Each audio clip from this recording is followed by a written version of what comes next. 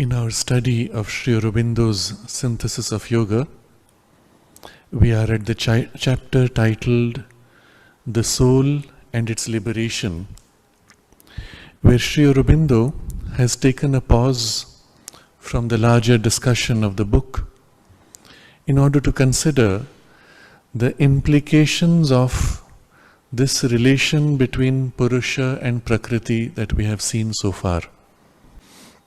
So here is the interesting insight. Because there is such a thing as an individual that I am, I can experience ignorance. But also I can experience the awakening from ignorance and grow from there into liberation of a spiritual consciousness. If there was not this individual, what would happen? You would have a mass of a universal energy flowing, moving mechanically. Pretty much the picture that physics gives to us. That's all this is happening somehow by chance, by mechanically driven energy, and all your experience of consciousness is a phenomenon and only an appearance. It has no value of its own. And you look at the universe and you say, well, it is pointless. But also that it is predetermined. Everything that happens would be the consequence of other things. There would be no free will. Even if there is appearance of free will, it would be purely the result of mechanical movements that can be calculated and predicted. The fact that there is an individual makes possible the play of free will. Makes possible that somebody can choose to not follow this line but choose a different line. Not only you can choose a different line, you can change the pattern of nature's movements into a different line. You can carry nature with you. Not only that, you can discover that you are not just this mind in an ignorance, you are actually a deeper and truer consciousness which formed all this. And increasingly as you awaken to that consciousness, you find your influence upon nature also widens and grows in power, in skill, in perfection, even in manifesting the divinity that you find you are in your origin. And all this is possible because of this individuality that has emerged in nature, allowing for a free experience in one center, while everything else may remain the same original mechanical movement of nature. Now, to have only one center would be pointless again, and that's why there are many centers. How many? Uncountable, because the universe is unlimited, infinite. Only recently they discovered in one little patch of sky, which was found to be a little obscure, 300,000 galaxies hiding there. And just a few days ago, in a tiny patch of sky. And each galaxy, remember, has a few billion stars, each of which has at least a dozen planets, each of which has a few billion living beings, individuals. And all this, each of these individualities is a center which can experience its freedom and assert its freedom and grow in its own unique way. And, most beautifully, each can relate to each other in the play. Now, the importance of the individual becomes so critical here. Without the individual, there would not be this experience of freedom, nor the possibility of experiencing many things in the universe. And so he says, it, the individual being, is not the eternal in his transcendence or in his cosmic being which arrives at this immortality. It is the individual who rises into self-knowledge. In him it is possessed, and by him it is made effective.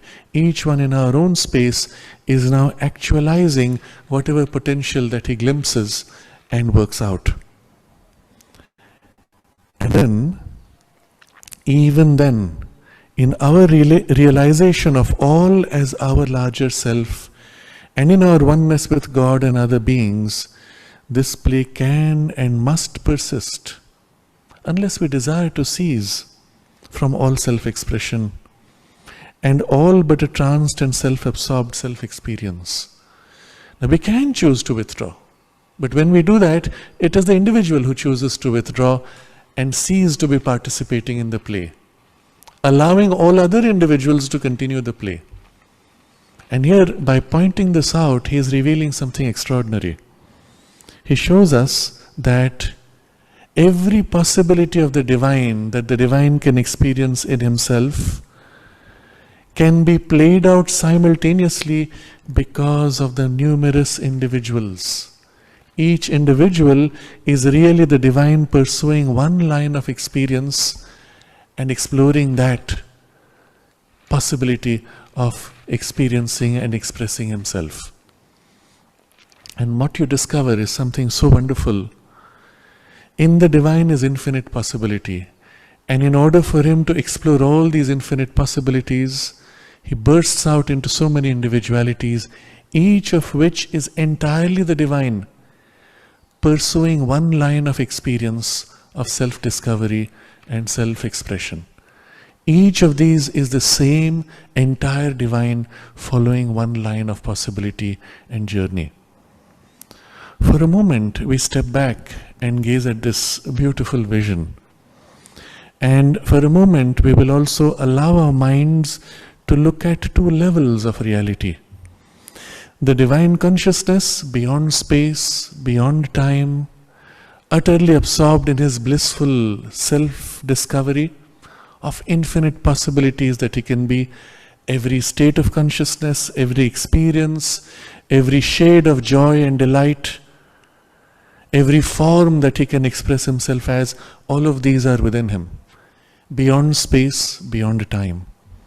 And then, as he explores all these possibilities and puts them all in relation to each other and plays with them, we have the experience of unfolding space and unfolding time. As he puts these relations of all his infinite possibilities in relation to each other, it is as if he expands out to become space. As he sequences them to unfold experiences, it is as if he is unrolling his journey into time. But remember, he is at the same time beyond space and time, in which all is simultaneous. So as he pours himself into space and time, all those things which are simultaneous here appear in sequence and spread out in space and unrolling across time. And you discover something so beautiful. The whole universe, the entire creation, is himself flowing out as energy, but it is also he himself entering each point to support each point of space and each point of time, and form and awaken as individuals within all this flow of the river. And each individual is himself awakening to his own possibilities differently and uniquely. Therefore, nothing in the universe ever repeats itself. Nothing is ever the same as another. Each wave is unique. Each bubble of foam on the wave's crest is unique. Each is an experience of individuality, of the divine, playing in his delight. And then there are those special focal points which are not so transitory as the waves, where an individuality is being built up and developed across changing forms. And we see an evolution. Again, the very nature of evolution is that at each step something new emerges, something new grows, which was not seen before, which even seemed impossible before. So an unfolding of the divine possibilities hidden as if in a seed, but flowing out, always something new, always something new. And these special centers of consciousness on which the divine concentrates, not momentary bursts of experience of individualities, but sustained individualities, are they those centers where he builds his higher possibilities of experience. So there's a play of individuality which is all over in nature. You see, every stone is individual in a sense, but not really distinct. The mother gives this example, if you take a collection of 10 stones, you can't really separate one from the other. And yet they are individual in some sense. Everything is unique, every wave is unique, but after a while you can't quite distinguish between them. But these individual centers which are growing and evolving, they become so distinct that you can say, you are so and so. I am seeing you after 20 years, but I can recognize you. Your hair may have changed color, your body form may have shrunk or expanded, but your eyes are the same. You're the same person sitting inside this changed body. How do you recognize that? There's something persisting while everything else is growing, changing. These are the centers in which the divine is exploring his greater possibilities. So, even when the choice is made by an individual to withdraw into trance and stop participating in the play, it is an experience of the divine choosing to explore what is it like to withdraw from the game, even as another aspect of him explores what is it like to get lost in the game and all possibilities in between. Always the divine holds that unity from all these different standpoints, from his consciousness, every plane, every center, powers of self or selves of itself, individualities in our limited intellectual language of one conscious being. It is always the same divine in each of these, in so many individualities. Each one of us is one of these individualities. That is an aspect of the divine working out a line of self-exploration and self-expression. And so he says, to stand away from God in limited ego, limited mind, is to stand away from ourselves, because we are actually that. To be unpossessed of our true individuality, to be the apparent and not the real individual. Now we may again step back and look at an analogy. If you have seen a puppet show, you will find the puppet master is behind the curtain, puts up one hand with a puppet and then another hand with another puppet, and it is he who is making the whole game. And after a while, he replaces one character and another character comes up, and the game continues, replacing characters. Well, he has only two hands because he is human, but if he is divine, he has a million hands. But each of these is a puppet of his own expression, uniquely playing out its line, its character. But if you say the puppet is the person, that would be an error. It would be identifying with the false and apparent individual. To say that each puppet is the divine, is the puppet master truly, taking this form or that form, that would be recognizing the true individuality. So in our own subjective experience, we can say, I am so and so with this name, with this body, with this particular personality, and that would be the superficial appearance of the puppet. Or you can say, I am that, choosing to play out this experience. But one has to become aware, to be taken up into the divine being and be aware of our spiritual, infinite and universal consciousness as that in which we now live, is to possess our supreme and integral self, our true individuality. It is our power of self-knowledge, he says. So now in our discussion, we had so far the divine, and then we had nature, which is power of the divine to manifest. And Sri Aurobindo has introduced the importance of this third point, the individual. So there is the divine, God, there is nature, and then there is the individual. Of course, many individuals, but still the principle of individuality and its importance, which allows for the possibility of this multiple experience of divinity simultaneously. And most important, allows for each of these experiences to meet each other and play out their possibilities. So, these three together are the important point he is leading us to. By knowing the eternal unity of these three powers of the eternal manifestation, God, nature, and the individual self, and their intimate necessity to each other, we come to understand existence itself, and all that in the appearances of the world now puzzles our ignorance. So many things we see in the world and we say, why is the world so messy, so confused, full of so much suffering, so much perversion, so much darkness? Why can't things be whatever we expect it to be? But we can understand this only when we understand the true relation between these three. And what is it that we have to understand? The eternal unity of these three powers of the eternal manifestation, as well as their intimate necessity to each other. They need each other for the fulfillment of the manifestation. But at the same time, they are one. And so this we will explore a little bit in the very first impulse of an atom forming out of a inchoate waves of energy.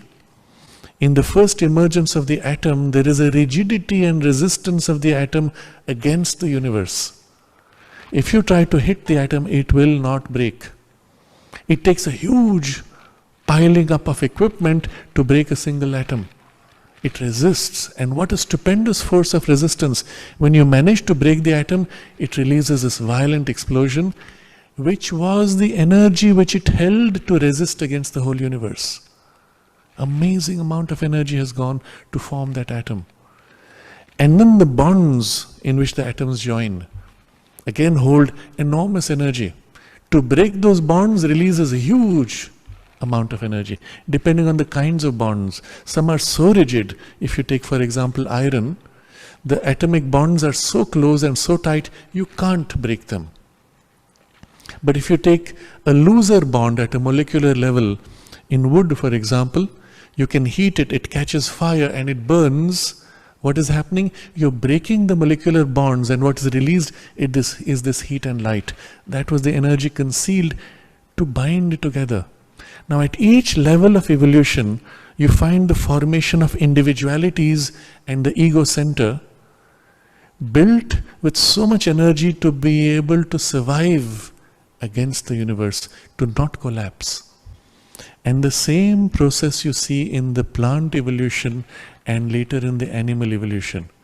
The ego center is built up with a certain insistence and force precisely so that it won't break down easily under pressure against the pressure of the universe. And yet, as you evolve, the ego grows more complex, also more fragile. Now your body ego, for example, does not have the rigidity of the atomic ego. It is more organized, more complex in what it can express, but less rigid, less strong, more dependent. And yet, because the individuality is sufficiently formed, it can now engage with its environment to survive. So unlike the atom, which can only resist by kind of an inertia, the body can say, all right, if there's a fire, I can run away. If there is food, I can go and eat. I can organize my food so that I'm more secure. And all the possibilities for ego to organize its environment are there. The hard rigidity of the atom gives way to a complex interdependence in which my ego now widens to include parts of nature. And then as it comes more and more into his mind, the ego becomes so much more complex. The engagement with the universe is also so much more complex. And even with the awareness of some deeper or higher heart's love or mind's insight, even the ego gives up partially its center in order to serve and help others, in order to help in a larger evolutionary movement. I will make my garden more beautiful.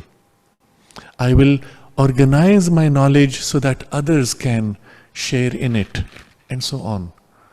So having made a strong nucleus, which now cannot be easily broken, the ego can outgrow its limitations and begin to serve a larger purpose. Which purpose? It can open out to the universe and say, I will help the universe's evolution. You see the form that it takes in science, to try to bring existing powers of nature into some structure of organization by which you can do so much more.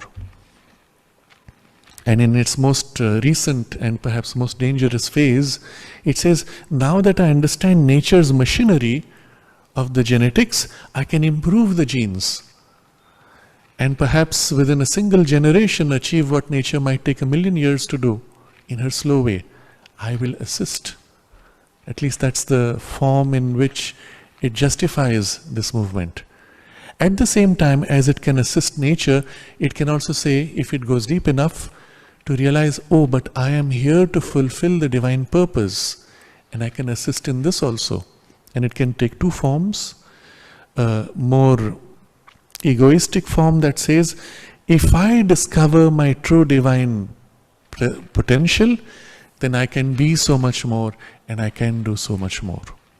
Or it can take the other form where it says, I am here as an expression of that, and recognizing the truth of this, I give myself to the divine, that the divine may work through me.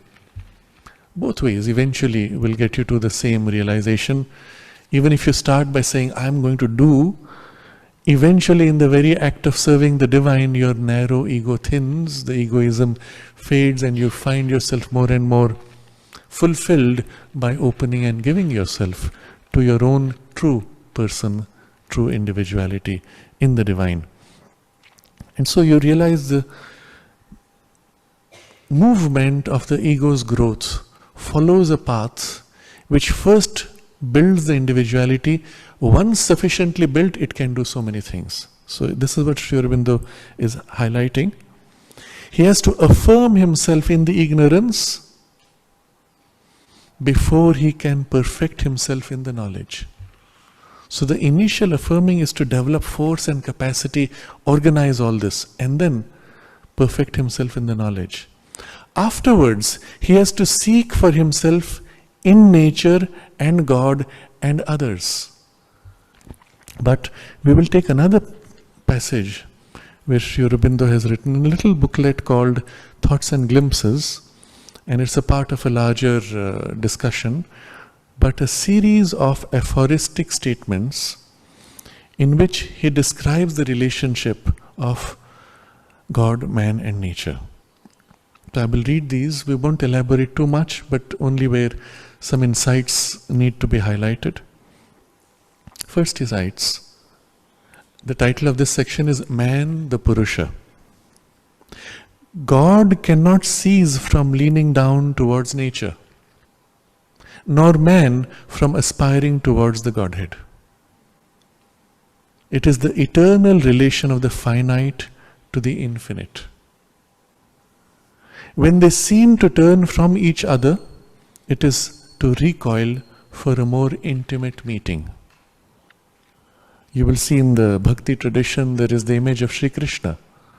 When the gopis start looking for him, he hides. And then he plays the flute to draw you closer, to draw you deeper into the forest. Because if you stop short and catch the form, then you have not caught the true person.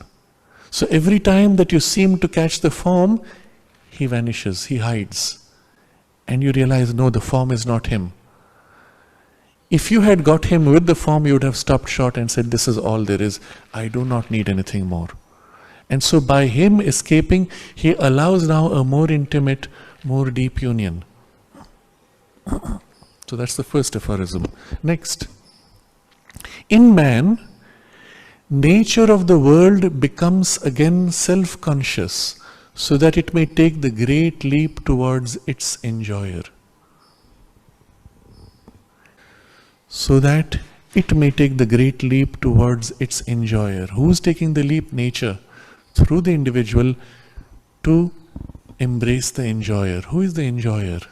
Capital E. See, in English, the vocabulary for the divine is very limited.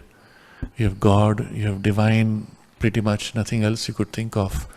But if you go into Sanskrit, there are several dozen terms. And you keep meeting them in yogic literature or in casual vocabulary. You have, of course, Ishvara, you have Purusha, you have Brahman. They all represent different aspects. You have also Bhagavan, you have Narayana, and you have various others. Bhagavan, if you go into the etymology of the root, is that aspect which is the divine enjoyer. And it is an aspect of the Ishvara, the Lord, which you will see in the Isha Upanishad. In the very first verse, the text goes, all this is for the habitation of the Lord. And Sri Aurobindo explains, the purpose to inhabit is to enjoy, to possess and to enjoy. And the divine inhabits the universe in order to possess and enjoy. And so he is the enjoyer of nature. He enters nature, he becomes nature. His power is nature, but he enters his power and the play of his power in order to possess and enjoy. So what is nature's effort? To take the great leap towards its enjoyer, for her to awaken to her own divinity and embrace her Lord.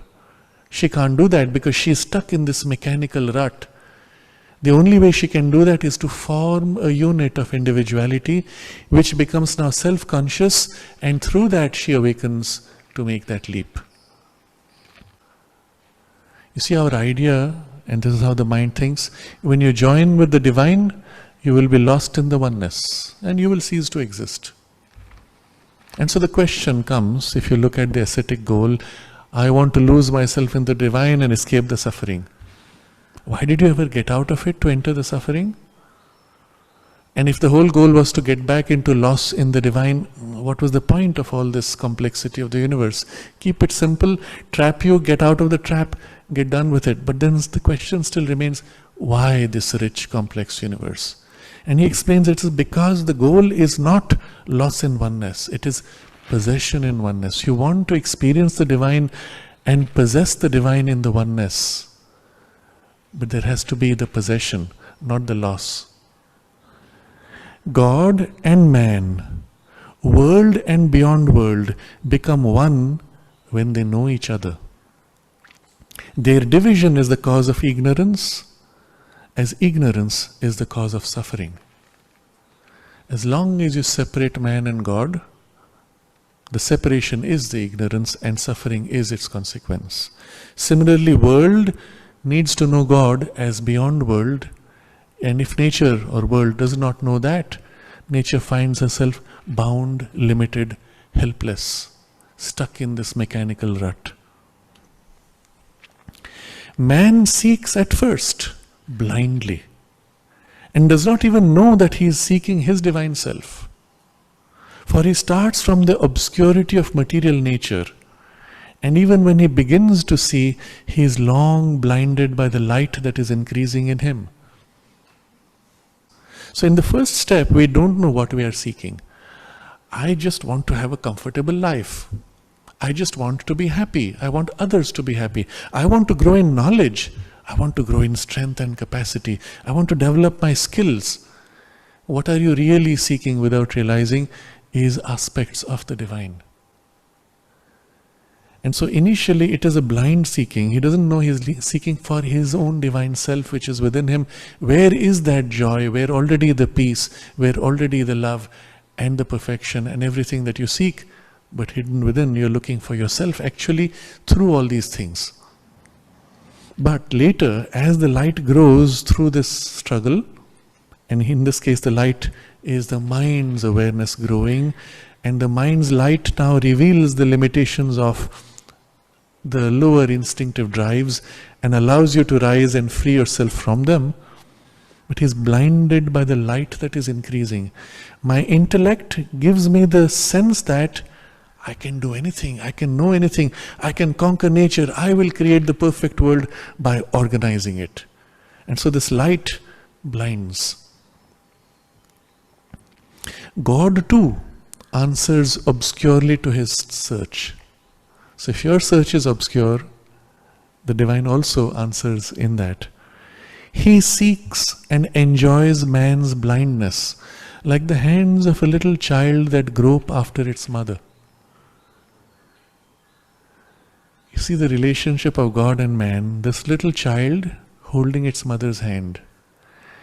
And it's not conscious, it cannot see, its mother is too big. She's somewhere, and in his blindness he's trying to feel, where's my mom's hand? Ah, okay, now I feel secure. And what does the mother do? She also responds according to his approach. So when the child gives his hand, she holds. When the child pulls his hand, she allows him to pull it away, but staying close by always. The moment he turns to feel, she is right there to respond. And that's the relationship he describes between God and this blind seeking of man. God and nature, so now you saw this relationship of man and God. Now God and nature. God and nature are like a boy and girl at play and in love. They hide and run from each other when glimpsed, so that they may be sought after and chased and captured. So you see children playing, and especially this romantic play among children, run from each other when they see, I hide. Why? The purpose of the hide and seek. If you look at the game of hide and seek, we've all played in childhood. It's one of the most fascinating games for little children. But if you try to enter it as an adult, it's somehow not so interesting. If you look at the child's consciousness, that whole exercise of hiding and discovering, revealing and again hiding, is the nature of the play of the soul in nature. Or in this case, he's describing God and nature. What's the play? First you hide. And the purpose of hiding, someone closes their eyes, now they have to look for you. Now you notice the nature of the delight. Looking for someone who's hidden is a joy. And for the person hiding, to hide and not be found is a joy. To hide so well that the person has to look really hard is a joy. But notice if you have really hidden yourself so well that the fellow cannot find you, the game is pointless. So you come out a little bit. You offer a tantalizing glimpse. He might be hiding there. The fellow is chasing you now. You hide again. So that you may come closer. And the last point of delight, got you. The burst of joy in being found or in finding. And then you again hide. And this time a different place, in a different way, more difficult perhaps. Now I know the way you hide, I know the way you think. You need to do it in a more complex way. So they are at play and in love. So the love binds them. They have to come back together, whatever happens. But they have to separate for the purpose of the play. So they hide and run from each other when glimpsed, so that they may be sought after and chased and captured. In the capturing is the union. In the chasing is the anticipation of the union. And before that, there is the sought after. Where is the other? And that has its own delight. So there are three gradations of the delight. The first, where is the divine? And for nature, it's like, where is the divine? Can I capture the divine? And then there is the chasing. I think I'm going to get it soon. And then there is the finding and catching. And the flower is one of the forms in which nature has sought and captured an aspect of the beauty of the divine.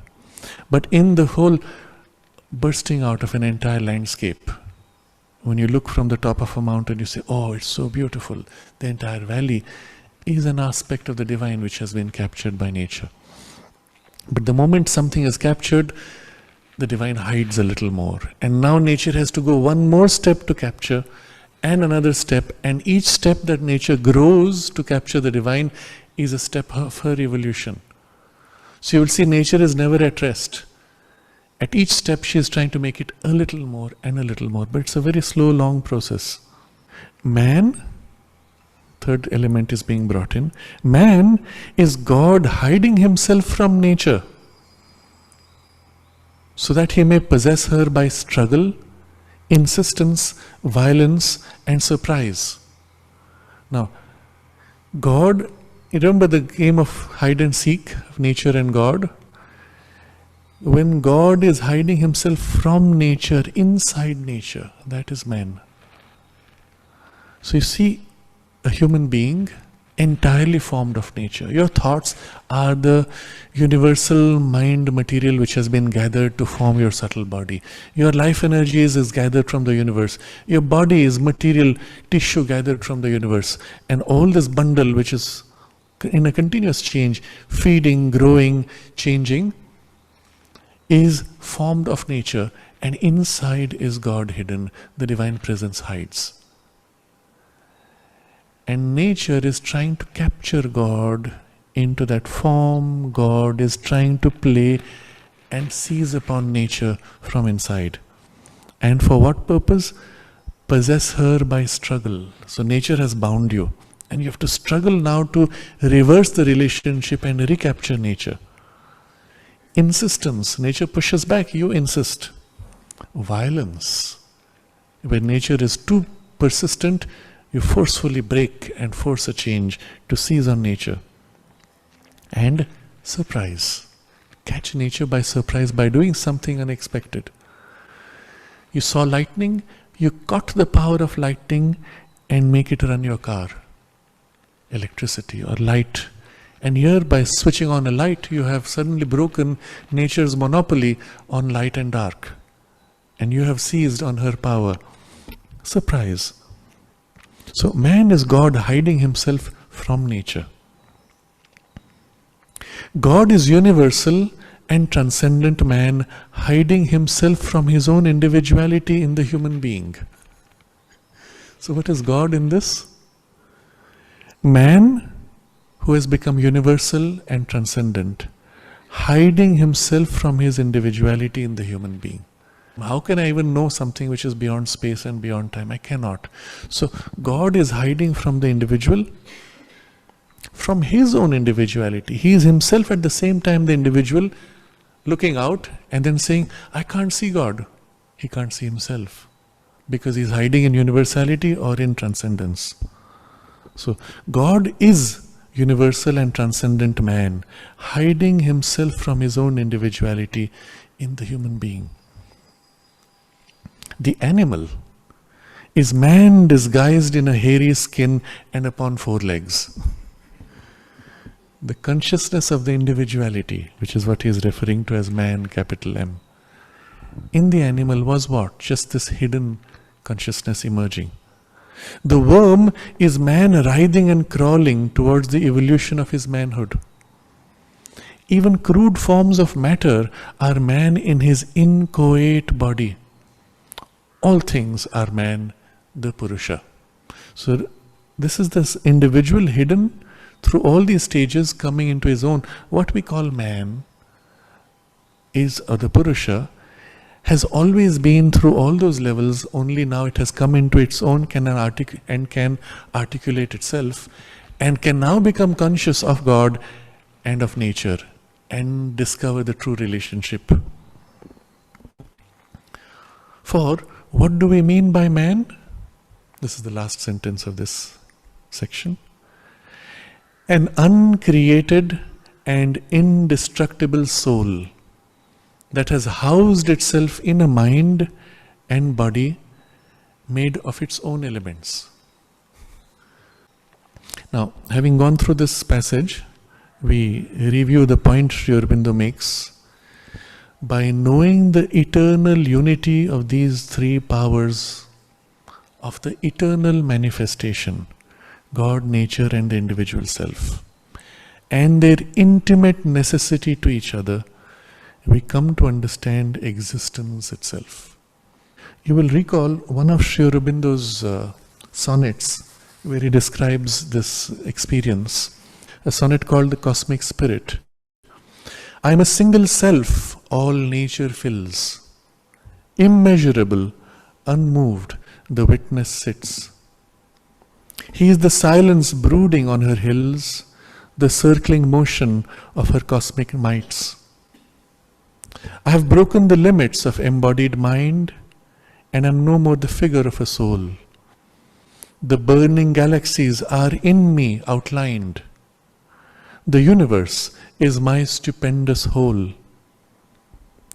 My life is the life of village and continent. I am earth's agony and her throbs of bliss. I share all creatures' sorrow and content, and feel the passage of every stab and kiss. Impassive I bear each act and thought and mood, time traverses my hushed infinitude. So in this consciousness, which is cosmic spirit, even time is passing through in this infinitude of consciousness. But one gets a glimpse of this, the nature of this consciousness and its relation with everything in the universe. But in the next paragraph, he takes up the question of immortality. He has just said we attain liberation and enjoy immortality. But there are so many paths, so many traditions which say you cannot enjoy immortality unless you get out of mortality. And so he deals with that question in some detail. The role of physical death, the nature of changing forms, and its relationship with the liberated consciousness, and so on. It's a theme we will take up next time.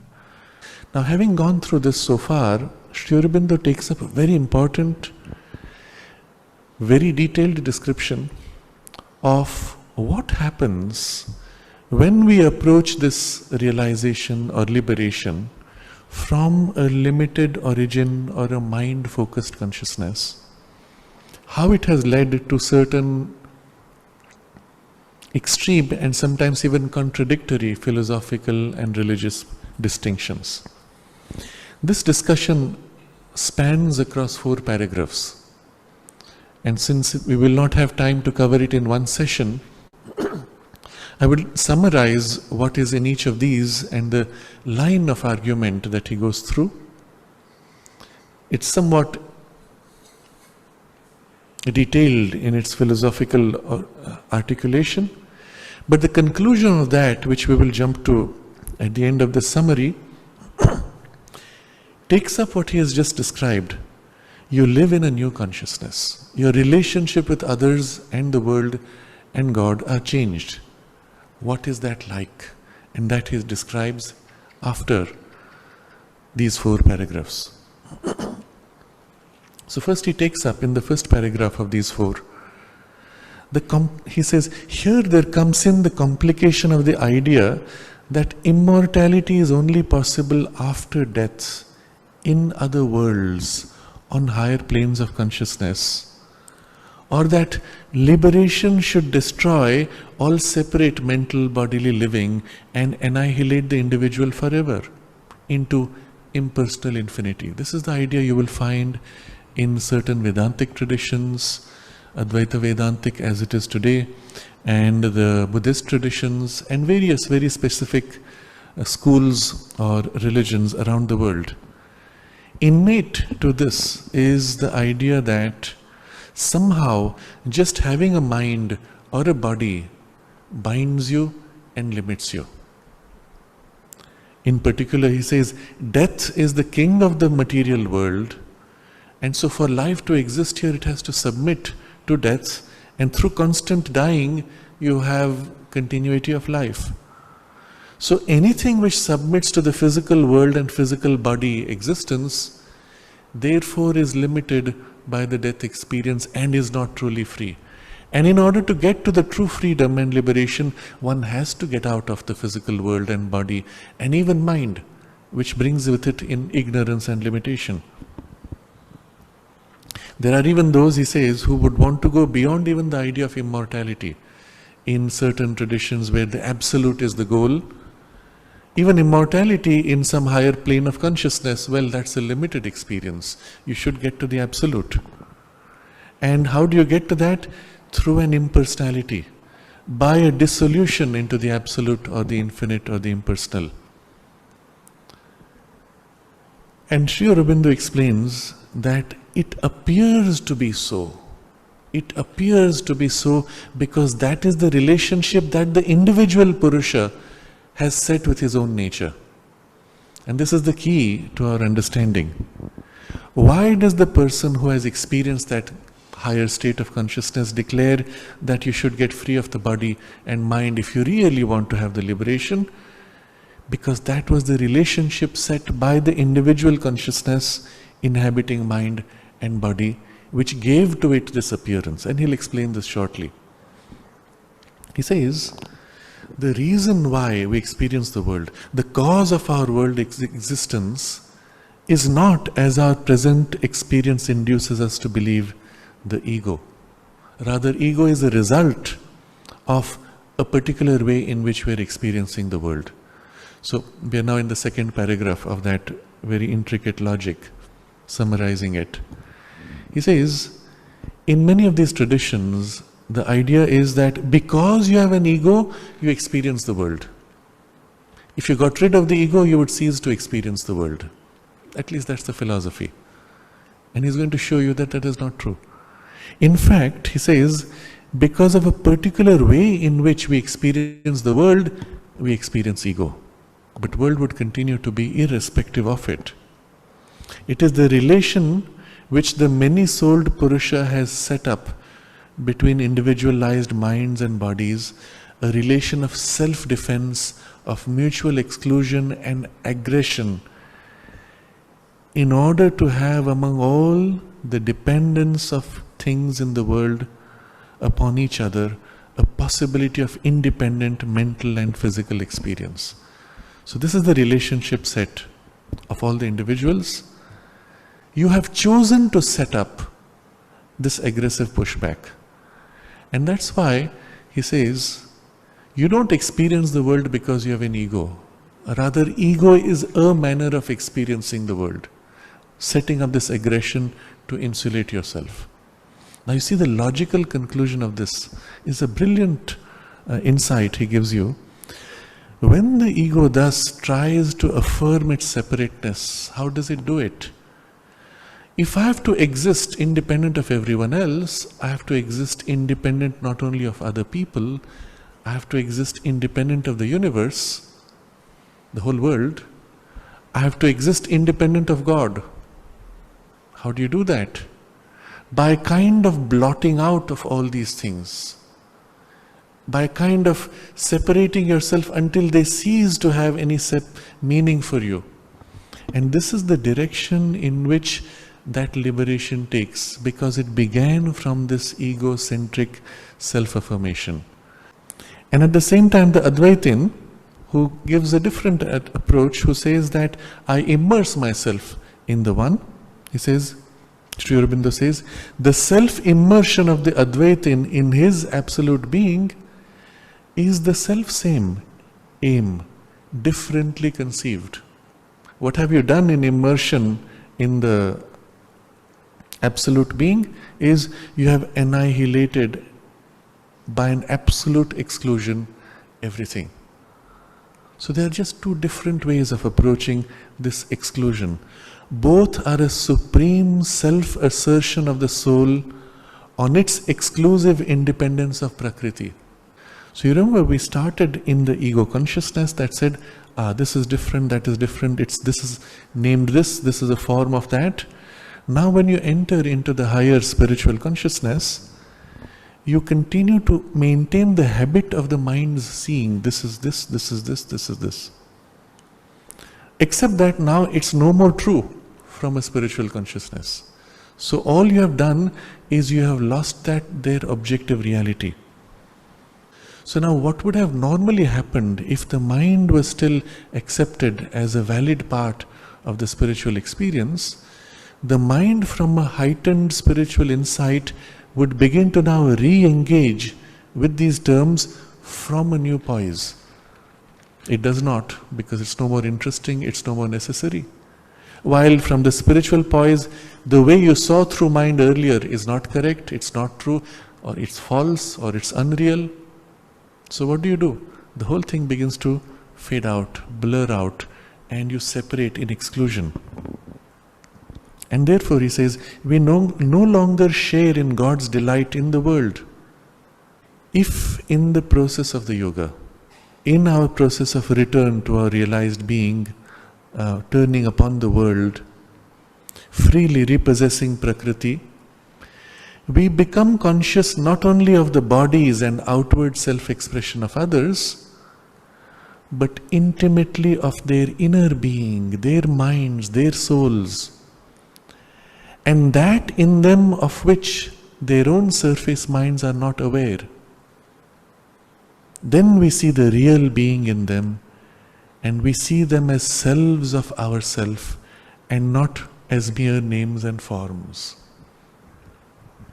You see, in that movement of awakening into the spiritual consciousness, and from there turning to look at the world, if you don't stop with the surface appearance the way the mind saw, if you start looking deeper and experiencing things the way people experience in themselves, not as you saw, then suddenly we discover that the things within them are identical or one with the things within us.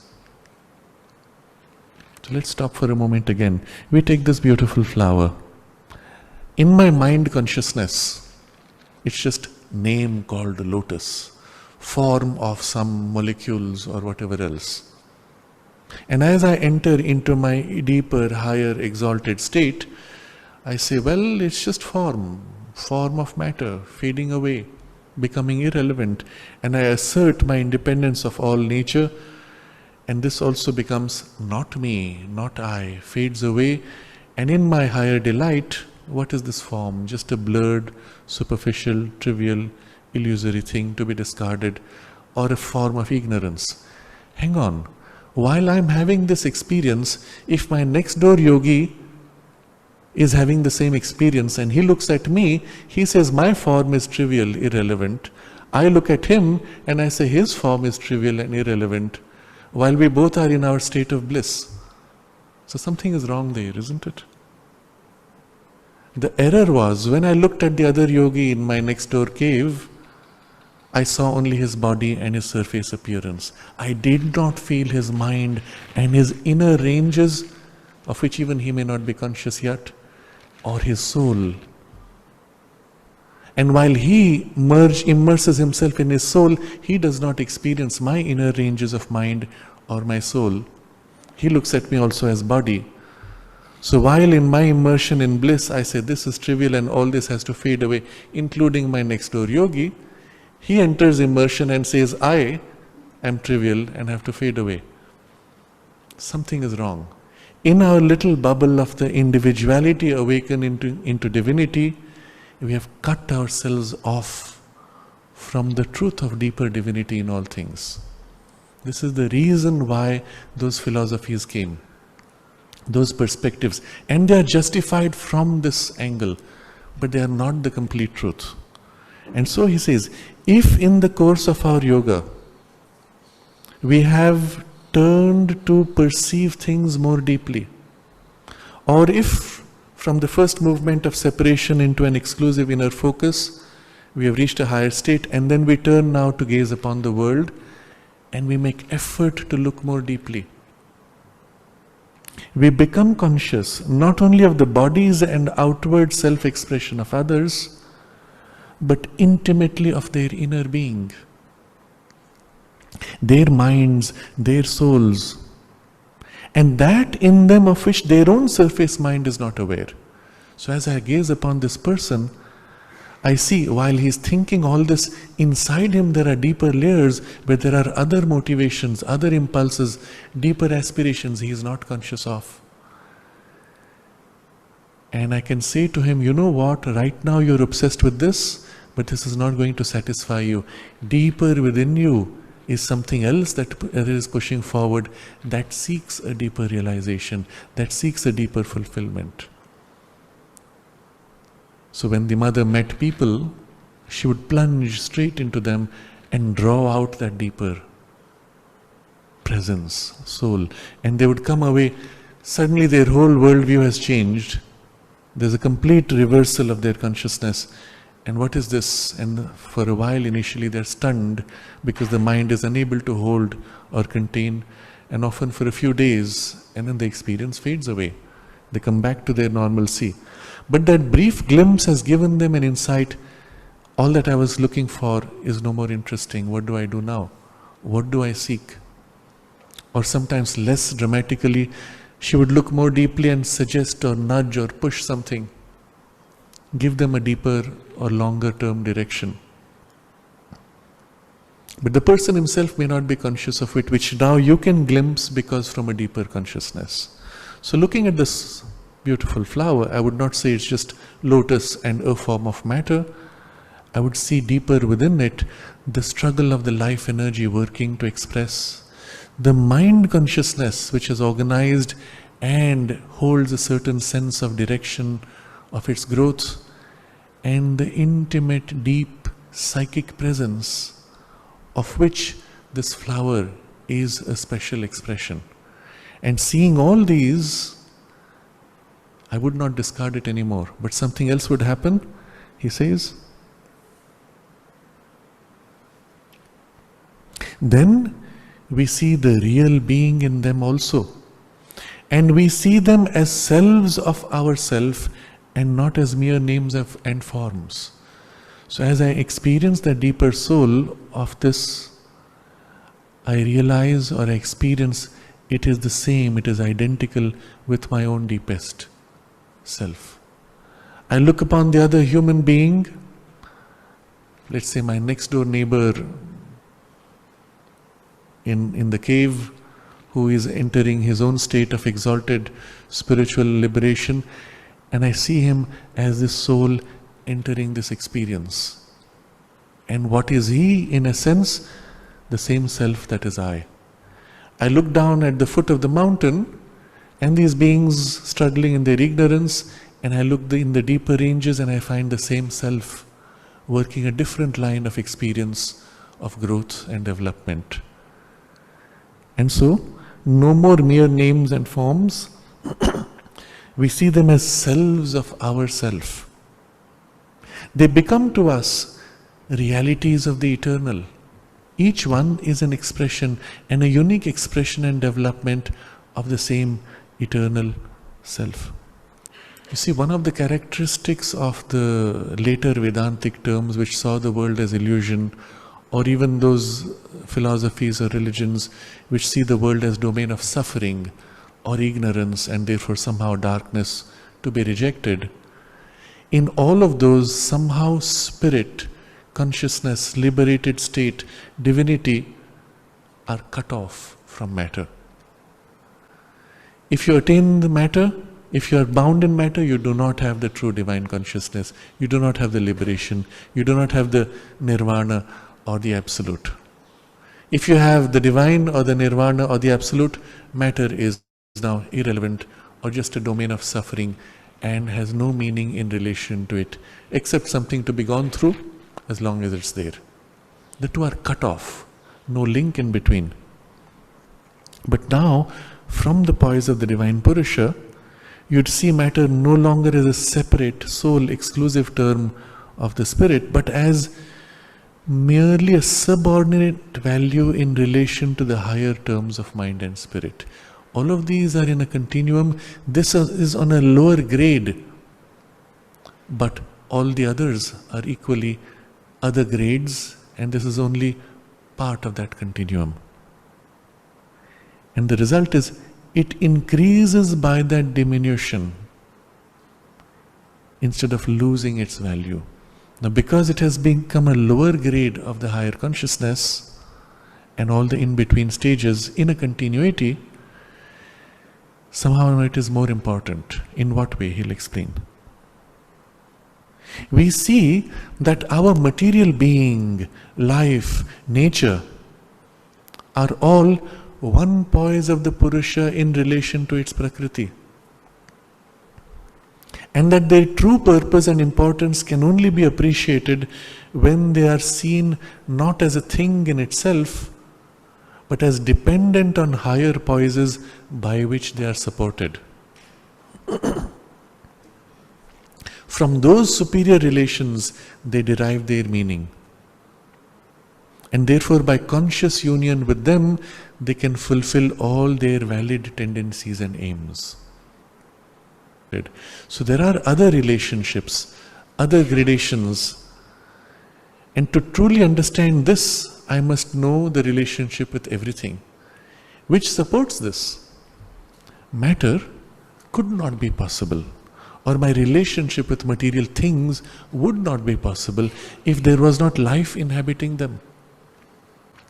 From those superior relations, they derive their meaning. And therefore, by conscious union with them, they can fulfill all their valid tendencies and aims.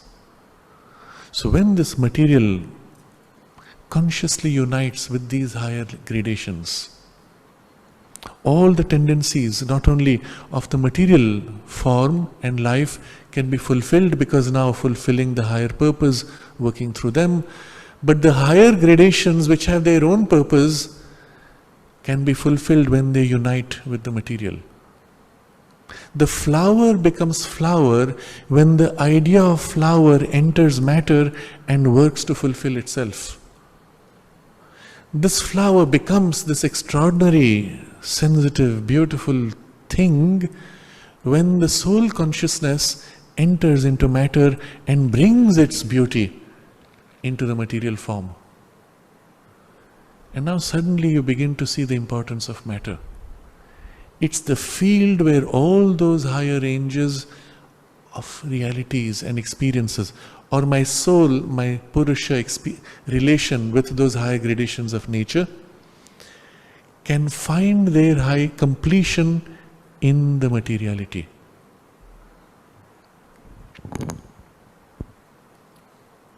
And therefore, by conscious union with them, they can fulfill all their valid tendencies and aims.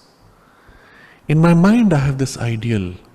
What if this was possible? And it's an idea I have. And it will remain an idea forever unless that idea can enter in relation with matter, material life, material nature, and can enter and complete that true relationship. That means the idea now finds a way to realize itself. Now, which is more precious? An idea floating with matter remaining separate, or an idea fulfilling itself in matter, continuing to exist as an idea, but now also realized on all other levels, down to the most material.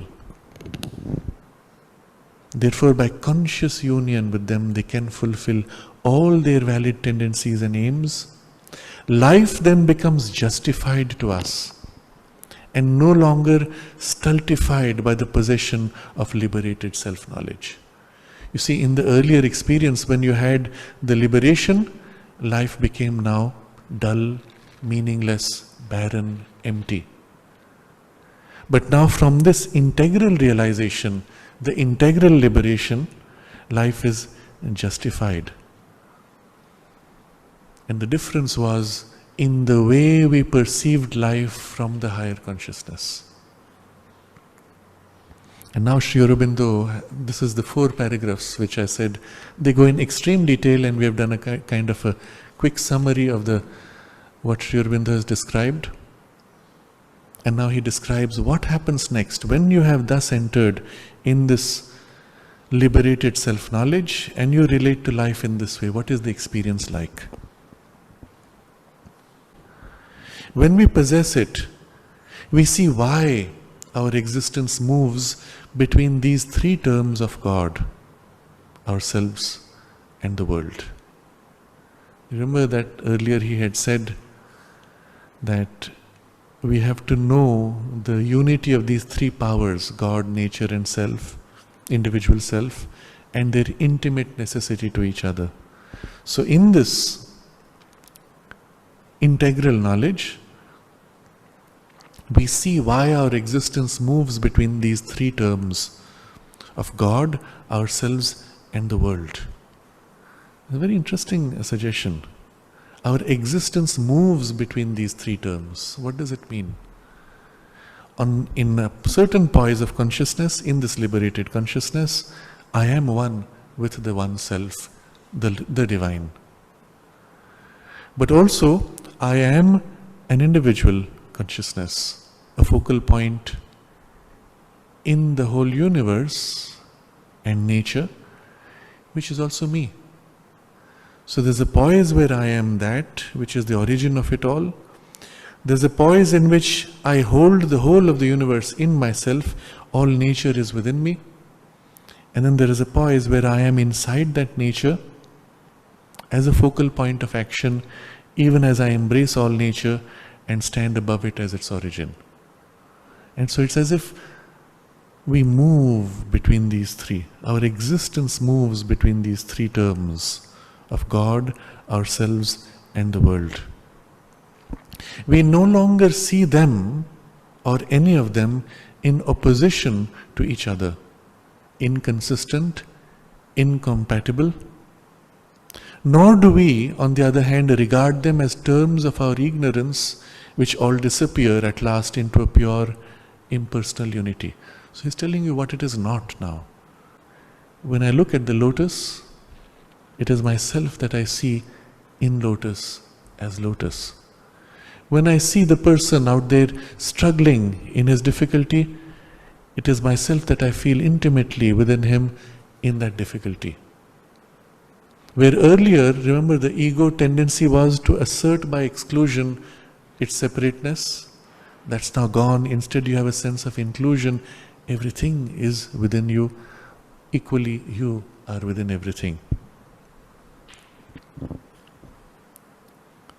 They and we are no longer so many mutually exclusive egos, each seeking its own independent fulfillment or self-transcendence and ultimately aiming at nothing else. That was the old picture, where the bee was seeking its fulfillment, the flower seeking its fulfillment, and each one of us in our space, the mountain is fulfilling itself by being mountain, separate and separate and separate. But no longer are we so many mutually exclusive egos. What are we?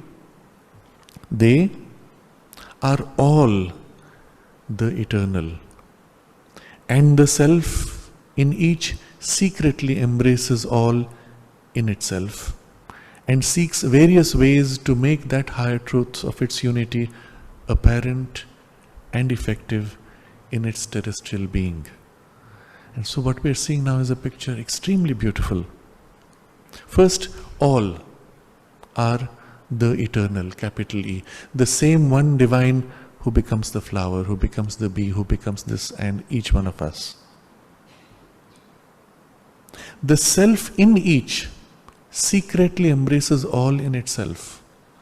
Now the self within the flower embraces the bee and the mountain and the world, even as the self within me embraces all these as myself, but secretly. Within the liberated being, it is overtly. Now I am conscious that all these are myself. I am in them and I embrace them in my oneness. But within the flower, the same self I see, it is the same self. Secretly it holds everything and embraces everything.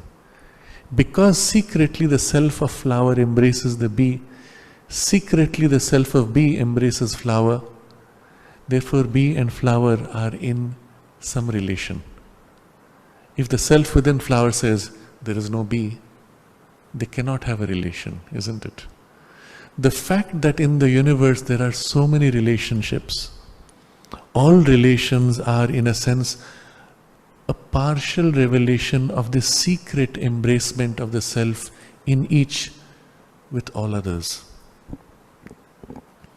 And so he says, they are no longer so many mutually exclusive egos, they are all the eternal, and the self in each secretly embraces all in itself and seeks in various ways to make that higher truth of its unity apparent and effective in its terrestrial being. So, because the self of bee embraces the self, because it embraces the flower, self of flower embraces secretly the bee, they are trying to somehow express this embracement. And it takes the form in the bee that it looks at the flower and it feels drawn to it. Oh, here is something so delicious smelling, so beautiful, so attractive. And as I go and smell it, I feel this great joy. What's happening? The self inside the bee has embraced flower and is trying to make apparent, to draw out in form, in appearance, that secret relationship of oneness. Equally, the flower feels the presence of the bee and it gives its nectar as if because that's the way it tries to express its relationship, or secretly the self within tries to reveal its relationship to the bee through that gesture of giving itself. Sometimes it takes distinct physical forms.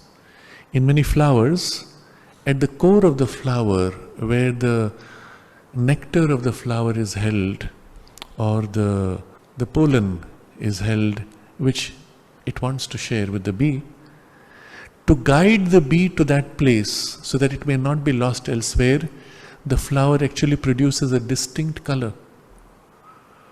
But that color is part of its special relationship with the bee, not its special relationship with the human.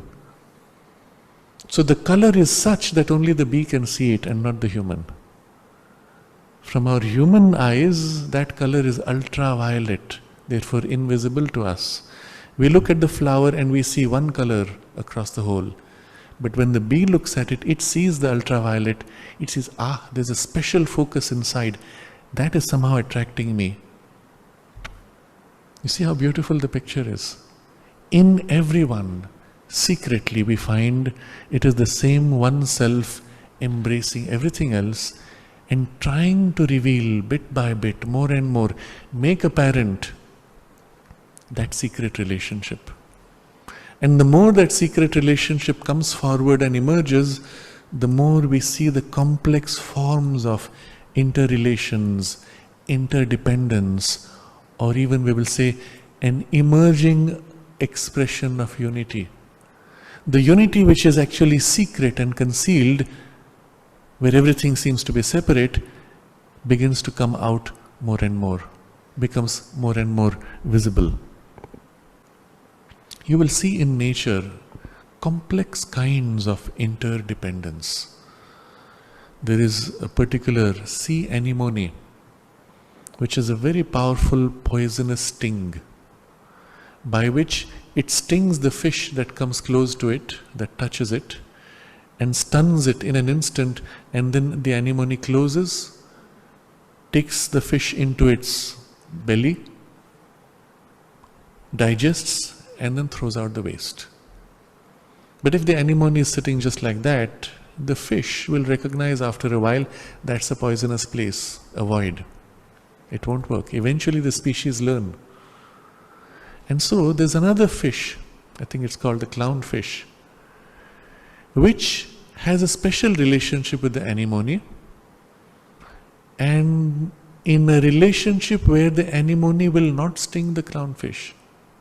The clownfish is somehow not only immune to the poison, but it comes and rubs itself against the anemone, and the anemone says, oh yeah, this is a friend, I don't sting it, I won't eat it. How does it know it? And then, when the clownfish is wandering around in the anemone, other fishes come and see this clownfish. Oh yeah, that's a safe space, let me also enter. And as they come in, the anemone stings it. And eats, digests, and the waste that it throws out is eaten by the clownfish. Interesting. The clownfish by itself cannot go and hunt. If it wanders freely, it will be eaten up by others. It has no way to protect itself. But when it is with the anemone, not only the anemone's poison protects the clownfish, but it gets it the food to feed. And the clownfish feeds the anemone by becoming the attractor for other fish.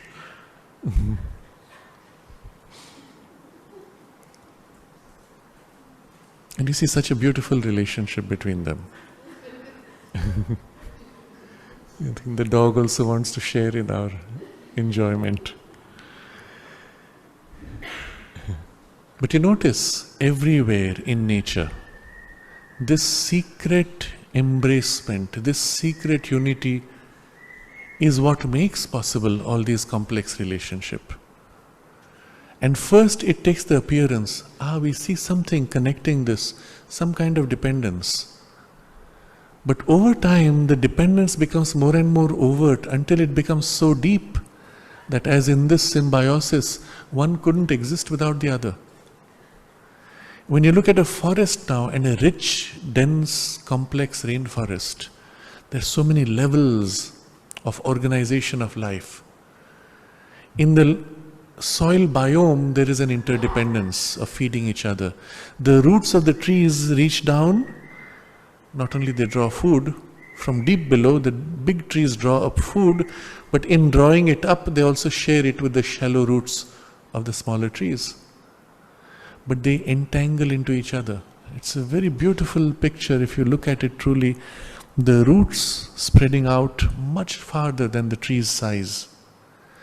And the roots of the other plants and trees also spreading out, they entangle into each other in an embrace, in a complex web of embrace.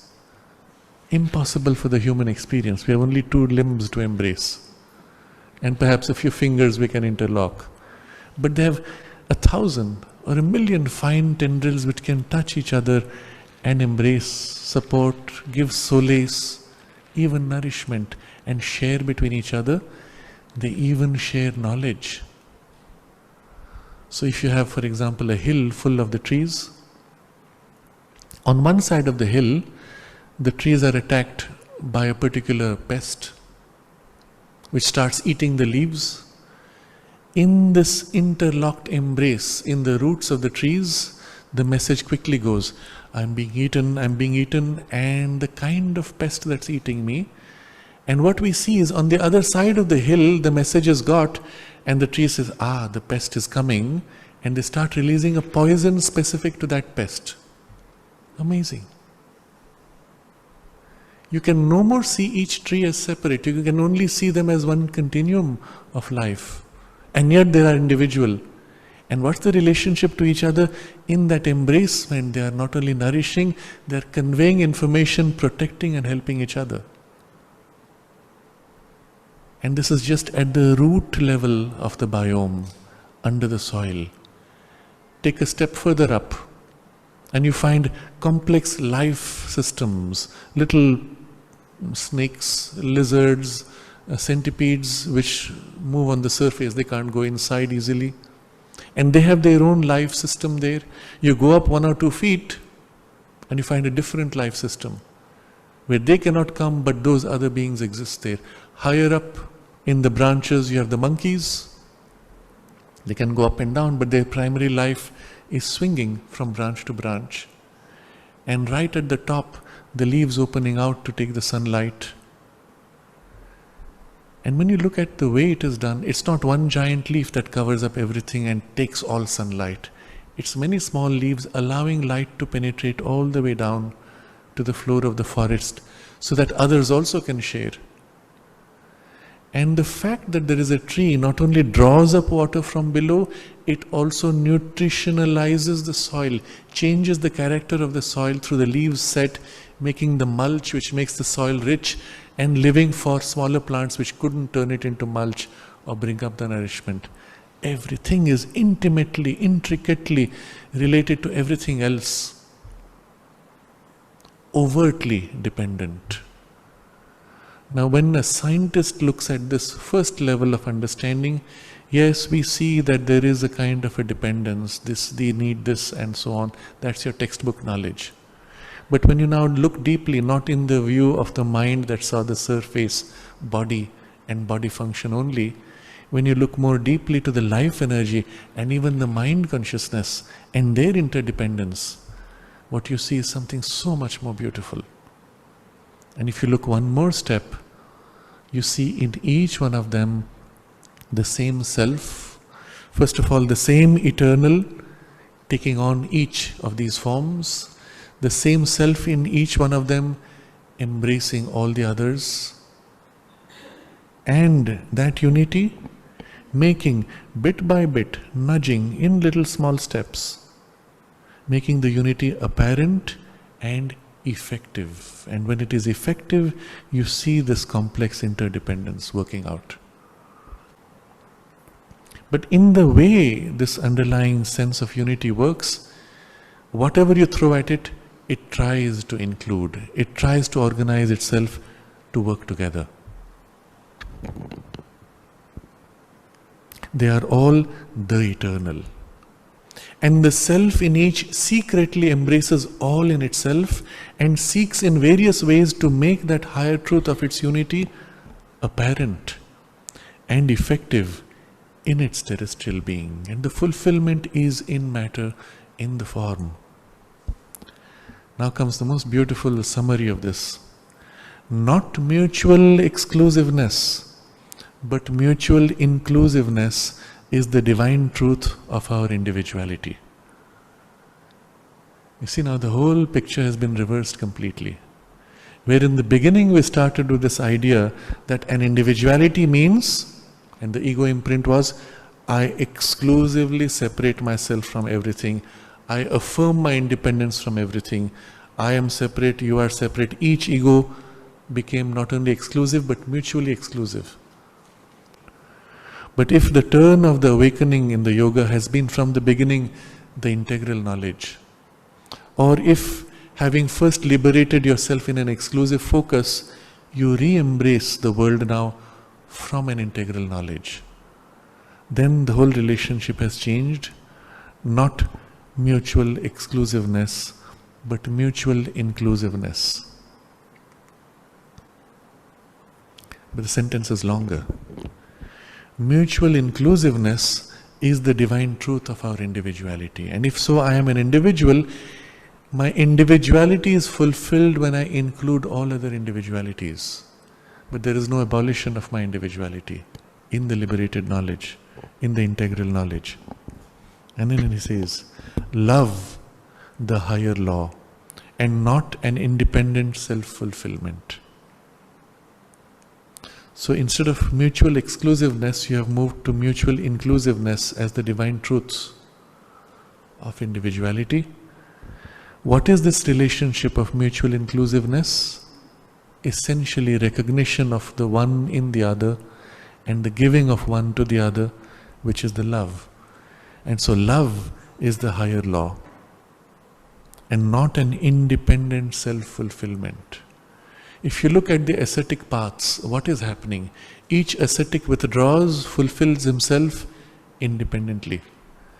At the very first step, you withdraw from the world to fulfill your liberation, leaving behind the world exactly as it was. In fact, worse off, because the one person who had the access to higher consciousness just withdrew and said the world is false or illusory.